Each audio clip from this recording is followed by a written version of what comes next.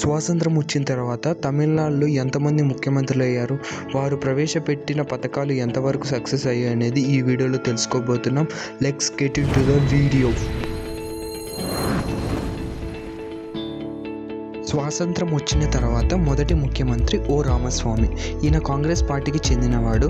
1947 నుంచి 1949 వరకు ఈయన ముఖ్యమంత్రిగా పనిచేశారు. ఈయన చేసిన కొన్ని మంచి పనులు విద్యా విస్తరణ, గ్రామంలో పాలన బలోపేతం చేయడం కానీ, ప్రజలకు ఉపయోగపడేదైతే ప్రభుత్వ పాఠశాలను పెంచడం కానీ, ఇలా అనేక కార్యక్రమాలు చేశాడు.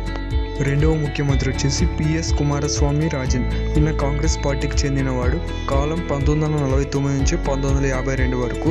ఈయన కొన్ని మంచి పనులు చేశారు. మద్యం నిషేధించడం, ప్రోత్సహించడం, రైతులకు సహకార వ్యవస్థగా ఉండడం, అలాగే ఎస్సీ ఎస్టీ రిజర్వేషన్లు 16%, అలాగే ఓబీసీ 25% రిజర్వేషన్ పెంచడం, అలాగే జమీందారు సిస్టాన్ని రద్దు చేశాడు. ఈయన మూడో వ్యక్తి శ్రీ రాజగోపాలాచారి. ఈయన కాంగ్రెస్ పార్టీకి చెందినవాడే. కాలం 1952 నుంచి 1954 వరకు. ఈయన ఒక పని చేయడం వల్ల ఈయనకు తీవ్రమైన వ్యతిరేకత వచ్చింది. అదేంటి అంటే విద్యార్థులు ఒక షిఫ్ట్ చదువుకోవాలనే ఒక సిస్టాన్ని తెచ్చారు. దీన్ని అంటే ఒక విద్యార్థి మధ్యాహ్నం కానీ ఉదయం కానీ స్కూల్కి వెళ్ళాలి, చదువుకోవాలి. మిగతా సమయం అంతా వాళ్ళ ఇంటికి వచ్చి వాళ్ళ నాన్న తల్లిదండ్రులు ఏమైతే పని చేస్తారో వృత్తి వంశపారిక పనులు చేయాలని ఒక షరతు పెట్టాడు. దీనివల్ల అతనికి తీవ్రమైన వ్యతిరేకత వచ్చింది. అలాగే పెరియార్ గారు, అన్నాదురై గారు ఇది మంచిది కాదని కూడా హెచ్చరించారు. మరో వ్యక్తి కె కామరాజన్. 1954 నుంచి 1963 వరకు తమిళనాడు ముఖ్యమంత్రిగా పనిచేశారు. ఈయన కాంగ్రెస్ పార్టీ తరఫున పనిచేశారు. ఈయన చేసిన కొన్ని మంచి పనులు చూస్తే మధ్యాహ్న భోజనం ఈయనే ప్రవేశపెట్టారు. ఇప్పుడు మన భారతదేశంలో ఏ రాష్ట్రానికైనా వెళ్ళు మధ్యాహ్న భోజనం జరుగుతుంది అంటే అది ఈయన వల్లే, ఈయన ప్రవేశపెట్టడం వల్లే. ఈయన చేసిన కొన్ని మంచి పనులు. అలాగే రాజగోపాలాచారి ప్రవేశపెట్టిన విద్యా విధానాన్ని రద్దు చేస్తూ కామరాజు గారు 11వ తరగతి వరకు ఉచిత విద్య అందించారు. అలాగే 30,000 పాఠశాలను కూడా ప్రారంభించారు. ఉచిత యూనిఫామ్ కూడా ప్రవేశపెట్టారు. ఐదో వ్యక్తి వచ్చేసి భక్తవత్సలం గారు. 1963 నుంచి 1967 వరకు చివరి కాంగ్రెస్ పార్టీ నాయకుడుగా ఈయన ఉన్నాడు. 1965లో తీవ్రమైన హిందీ వ్యతిరేకత ఇచ్చాడు. ఉద్యమంలో ఈయన ప్రముఖ పాత్ర పోషించారు. ఆరో వ్యక్తి అన్నాదురై. ఈయన ద్రవిడ సిద్ధాంతాలను బలపరిచారు. మొదటిగా మద్రాస్ రాష్ట్రం పేరు నుంచి తమిళనాడుగా మార్చిన వ్యక్తి ఈయన. ₹1 బియ్యం హామీ ఇచ్చారు. హిందీ భాషను తీవ్రంగా వ్యతిరేకించారు. ఈయన డిఎంకే పార్టీ వ్యవస్థాపకుడు కూడా. ఏడవ వ్యక్తి వచ్చేసి ఎం కరుణానిధి. 1969, 1971, 1989, 1996, 2001, 2011 వరకు ఈయన ముఖ్యమంత్రిగా పనిచేశారు. ఈయన చేసిన కొన్ని మంచి పనులు చూసుకుంటే అంటే మధ్యవర్తులు తొలగించి రైతులకు తమ ఉత్పత్తి చేసిన నేరుగా వినియోగదారులకు విక్రయించేందుకు ఈయన ఒక మార్కెట్ ప్రారంభించారు. అలాగే ఉచిత టీవీ ప్రవేశపెట్టారు. ఒకే విద్యా విధానాన్ని కూడా ప్రవేశపెట్టారు. కలర్ టీవీలు అవన్నీ ప్రవేశపెట్టినది ఈయన. 8వ వ్యక్తి వచ్చేసి ఎంజీఆర్ అంటే ఎం రామచంద్రన్ అంటే ఏఐడిఎంకే వ్యవస్థాపకుడు. అలాగే 1977 నుంచి 1987 వరకు ఈయన ముఖ్యమంత్రిగా పనిచేశారు. కామరాజు గారు ప్రవేశపెట్టిన మధ్యాహ్న భోజనం ఈయన మరింత బలోపేతం చేశారు. అలాగే రేషన్ కార్డు వ్యవస్థలో బలోపేతం చేశారు.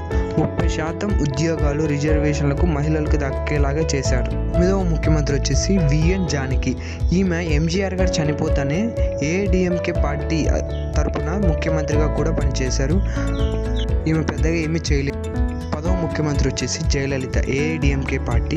కాలం 1991, 2001, 2006, 2014, 2016లో ఈమె ముఖ్యమంత్రిగా పనిచేసింది. ఈమె చేసిన కొన్ని ముఖ్యమైన పథకాలు. మొదటి అమ్మ క్యాంటీన్, అమ్మ నీరు, అమ్మ ఫార్మసీ, ఉచిత ల్యాప్టాప్, మిక్సర్ అండ్ గ్రైండర్ పథకాలను కూడా ప్రవేశపెట్టింది. అలాగే మహిళలకు ఉపాధి హామీ కూడా కొన్ని పథకాలు ప్రవేశపెట్టింది. 11వ వ్యక్తి వచ్చేసి పన్నీర్ సెల్వం. ఈయన ఏఐడిఎంకే. జయలలిత మరణం తర్వాత ఈయన పన్నీర్ సెల్వం ముఖ్యమంత్రిగా పనిచేశారు. ఈయన కూడా పెద్దగా ఏం చేయలేదు. 12వ వ్యక్తి వచ్చేసి పళనిస్వామి. ఈయన 2017లో గెలిచారు. ఈయన ప్రభుత్వ పాఠశాలను కొనసాగించడం, అలాగే నీట్ ఎగ్జామ్లో 7% రిజర్వేషన్ కల్పించడం, అలాగే కోవిడ్ సమయంలో 2GB డేటా విద్యార్థులకు అందించడం, ఇలా అనేక కార్యక్రమాలు చేశారు. అలాగే 13వ వ్యక్తి వచ్చేసి ఎంకే స్టాలిన్, పార్టీ డిఎంకే. ఈయన 2021 నుంచి 2026 వరకు ముఖ్యమంత్రిగా చేశారు. ఈయన ముఖ్యంగా చూసుకుంటే జయలలిత గారు ప్రవేశపెట్టిన అమ్మ క్యాంటీన్ అలాగే కొనసాగించారు. మహిళలకు ఉచిత బస్సు ప్రయాణం, ప్రతి మహిళలకు 2,000 ప్రతి నెల, ఇంటికే వైద్యం, విద్యార్థులకు ఉదయం బ్రేక్ఫాస్ట్ కూడా ప్రవేశపెట్టారు. 14వ ముఖ్యమంత్రి వచ్చేసి మే 10, 2026 ప్రస్తుత ముఖ్యమంత్రి విజయ్ జోసెఫ్ ఈరోజు ప్రమాణ స్వీకారం చేశారు. ఆయన ఎంతవరకు హామీలు తీరుస్తారో చూద్దాం. ప్రతి నెల 2,500 రూపాయలు మహిళలకు అందిస్తామన్నారు. ప్రతి సంవత్సరం 6 గ్యాస్ సిలిండర్లు అందిస్తామన్నారు. పెళ్ళైన వారికి 8 గ్రాములు బంగారం ఇస్తామన్నారు. అలాగే ఒక నాణ్యమైన పట్టుచీర ఇస్తామన్నారు. మహిళలకు 5 లక్షల వరకు వడ్డీ లేకుండా రుణాలు ఇస్తామన్నారు. నిరుద్యోగికు ప్రతి నెల 4,000 రూపాయలు అందిస్తామని కూడా చెప్పారు ఆయన. అలాగే రైతులకు ఉచిత విద్యుత్ కూడా అందిస్తామని తెలిపారు. చూద్దాం ఎంతవరకు ఈ పథకాలన్నీ చేస్తారో చూద్దాం, వేచి ఉందాం. మీకు నచ్చినట్లయితే కామెంట్ కూడా చేయండి. వీడియో మీకు నచ్చినట్లయితే లైక్ చేయండి, షేర్ చేయండి, సబ్స్క్రైబ్ చేసుకోండి.